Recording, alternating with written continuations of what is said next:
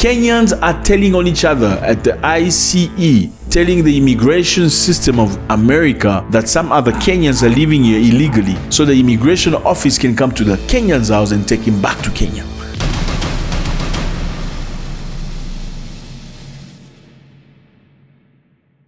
You know, back in time, Africans were known for Ubuntu.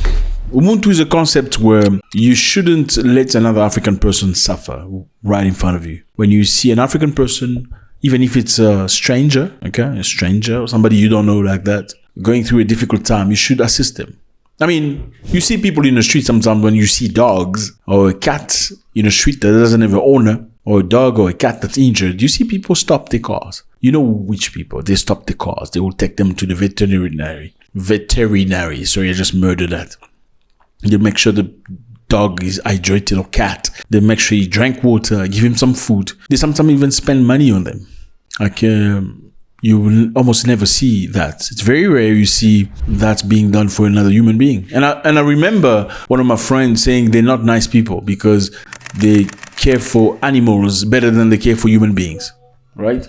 I'm sure you said that also before. They love animals more than they love human beings. Their animals have life insurance. Their animals have medical insurances, while their domestic workers or gardeners have none. Well, the question is this. You know, a dog will never betray you, eh?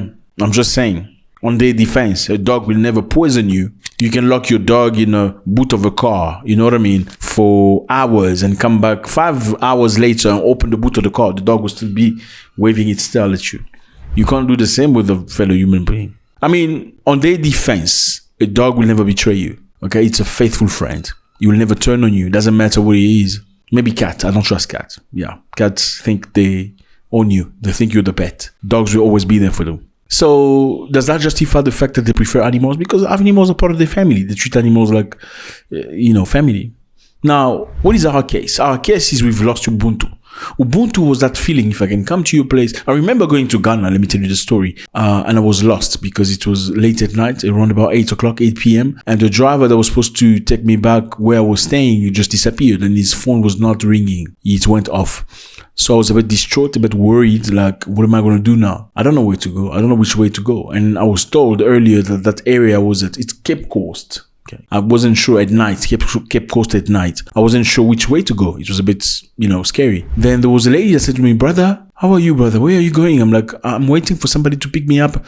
Oh, my brother, I'm sorry. You can come sleep here. You can come sleep here with us. Come eat with us. I'm like, no, I will be okay. No, I said, no, please come eat with us. You can stay here for the night so you don't go anywhere, negative. Maybe tomorrow morning you can find your way and go. I'm like, no, I can't stay here. These are strangers. No, okay, but please come sit and eat with us before you go. And that was genuine because, look, at the time I had big muscles. There was nothing they were going to do to me. Ghana is a beautiful place. It's not your country. I'm sorry. Ghana is a very calm, loving place. Okay. They are one of the safest countries in Africa. So they wasn't planning anything negative. Now, that's sent a message in my heart. I have a very special spot for Ghanaians. Let me tell you something. Something drastic is happening in America. Kenyans are telling on each other at the ICE, telling the immigration system of America that some other Kenyans are living here illegally, so the immigration office can come to the Kenyan's house and take him back to Kenya. So that's what I'm saying, fellas. So, Donald Trump, when he came in power, he said, he's going to make sure you go back to your country, right? He's doing a tremendous job. In Chicago, many people are being deported. South Americans, Africans, Arabs, Asians, people are being deported I'm not going back to Haiti. Now, Kenyans, apparently, there's an allegation that Kenyans are reporting each other. They're telling on one another. They're snitching on each other. As the US government clamps down on illegal immigration, reports have emerged on Kenyan social media groups claiming that Kenyans in the US are snitching on other Kenyans to be deported. The report alleged that Kenyans in the United States who know other Kenyans who are in the country illegally and or who are out of status in the country are calling an anonymous number that has been set up to report undocumented person for deportation. So, fellas, apparently the United States government with Donald Trump has come up with a game. So there is an office that say we're going to get paid $850 if you tell on somebody who is illegal in the country. So somebody's illegal in the country, you call this number, they've given a number. You call the number of the US Immigration Custom Enforcement and they're going to give you $750 actually. And a lot of Kenyans are doing that on other Kenyans. They're just calling, hello, hey, yes, VP. Oh, sorry. Yeah, how are you? Yeah, there's a guy there. His name is Mushimiwe. Yeah, Dangote. No, not Dangote. Dangote Nigerians. Yeah, he's been here for long, but his family is not. His all his family is in Kenya, so I think he should be in Kenya. You must go check him. Yeah, they're telling on each other. Why are we doing this? Why are we doing this? So the report says a lot of people, out of jealousy and spite, you don't like seeing the next person do good. Because let me tell you something. Sometimes you see people in foreign nations that are not necessarily legal, but they're doing good.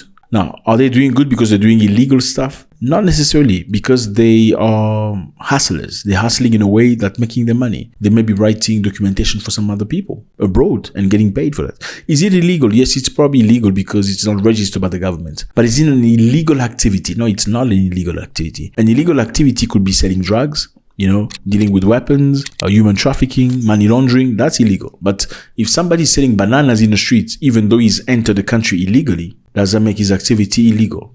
Well, because of the tax measure, it's maybe illegal, but it's not an illegal activity. So some Kenyans apparently see other Kenyans doing good in life, doing whatever they're doing, even though they're illegal in the country. They are telling on them so they can be returned to Kenya. Or maybe you see somebody, you like their wife or whatever, and because they're there, you can't step in. Therefore, you tell on them so they can be sent back to Kenya, and you can have an opportunity to move the wife. And I hope she won't be weak or easy or unnecessary. Anyway, I think in either case, if you can get somebody's wife, it means she wasn't worth it. So it's not worth the fight. So why are Africans telling on each other? And I understand it's illegal, yes. But is it your duty to tell on other people? What do you gain out of that? What do you get out of spite?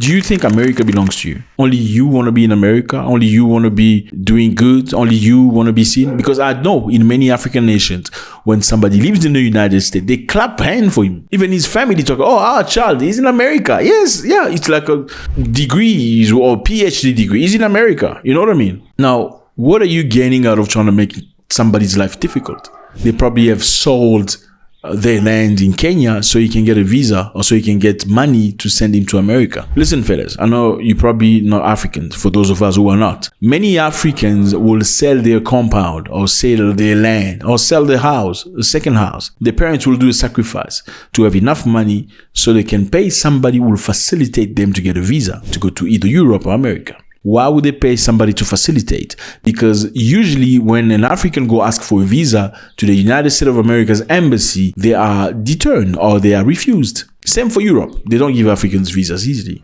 Only specific countries sometimes get it easier than other countries. Surely some other countries are really, really bad. They won't get visas at all. So, because it's hard that way, there are some people that are facilitators. Either he works at the embassy or he knows somebody that works at the embassy that could sort of push your file forward so you can go. And they ask for exorbitant amounts of money. I mean, let's say the visa costs, honestly, maybe $200. They're going to ask you for $5,000 so they can make sure your visa is approved. And they're going to probably talk to somebody in there and pay somebody some money until the visa is approved. So many people in many African countries will sell their land, sell their house, sell their car, sell something valuable so the child can go and have a much better opportunity. Hopefully get to a good school, get a degree, and come back, which I think doesn't really happen.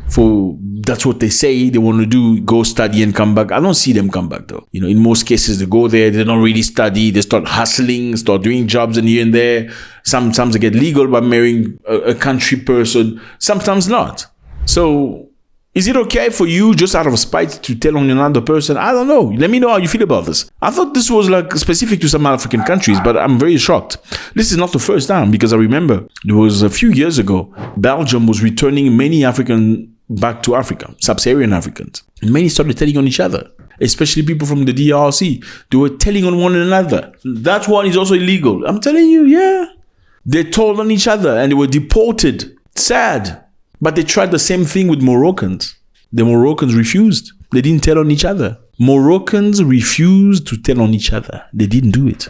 Well, let me tell you something. You cannot have a situation with a Moroccan where another Moroccan is passing and watch you. My brother, you're going to fight the entire Morocco. If one Moroccan is fighting another person who's not Moroccan, I'm telling you, if there's 25 Moroccans, they're going to jump on you. That's how together they are.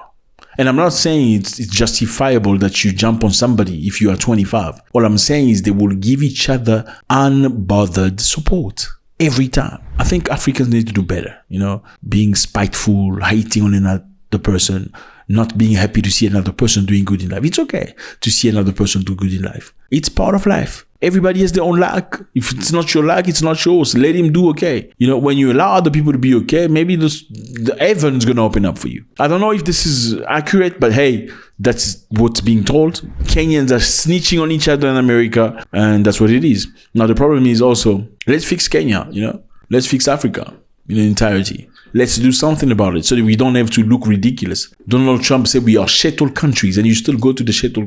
This is crazy. He says you shuttle countries, but you still go to the country. It's crazy. Let's fix Africa. Let's do what needed to be done. Let's stop the tribalism, because you support your president mostly because he's from your tribe, but then you run away from your country. That is crazy. And I'm not saying you shouldn't go to another place. There are plenty of beautiful places in Africa. You can go and contribute, bring something positive, make an investment, bring qualification. If your country is messed up, find the next country where things are doing okay. Let's fix our continent bit by bit by bit. Have a level of respect for yourself. It's very sad. How do you think Americans think about you when they hear Kenyans are telling on each other? Kenyans are snitching on one another. How do you think? Do they think you're humans? No. They go like, look at this one for $750. Now, what's official is the Mississippi government has offered $1,000 for anybody who's going to come and snitch. Mississippi bill, that's what it's called. The Mississippi bill rewards successful deportation by $1,000. Let me know how you feel about this. It's always a pleasure. God bless.